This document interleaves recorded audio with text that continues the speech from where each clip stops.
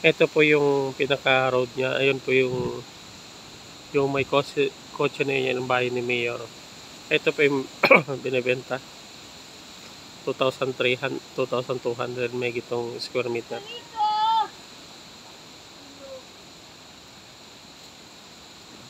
Ito po yung pinaka gate niya. Hanggang dito. May sarili na siyang gate. Wala nang problema. Pagagandahin na lang gate. Ate, ano nga pangalan mo, ate? Bisha.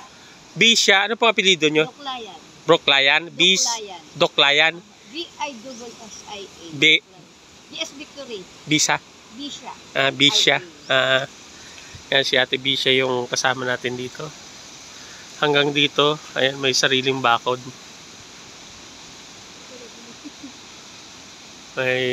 May mahal na puno. Yan.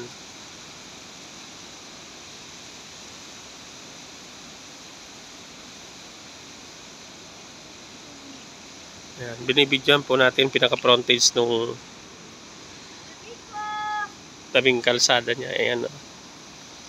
Ito, Barangay Road, bahay ni Mayor. Andun sa may kotse na yon. Kasunod itong bahay na to.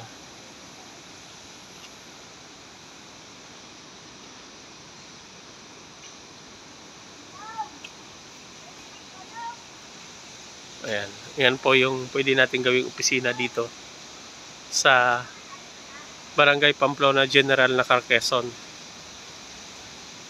Yan, may sarili ng gate, wala nang problema. Silipin natin yung kabila doon.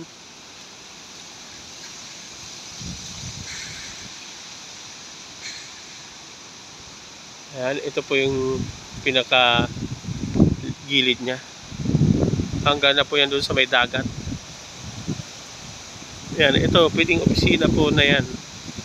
Yung kabila na yan, bantay ng caretaker. Papasok doon, check natin. Yan na po, dagat na po yan. Yung area na yan.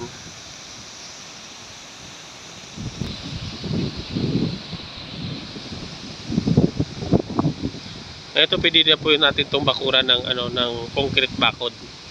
Ito lang naman kawayan. Hindi pa po yung niya. Pero kapag nabayaran nyo po ito, pwede na natin itong gawing opisina. Ayan po yung isa pang building, pwede ng opisina.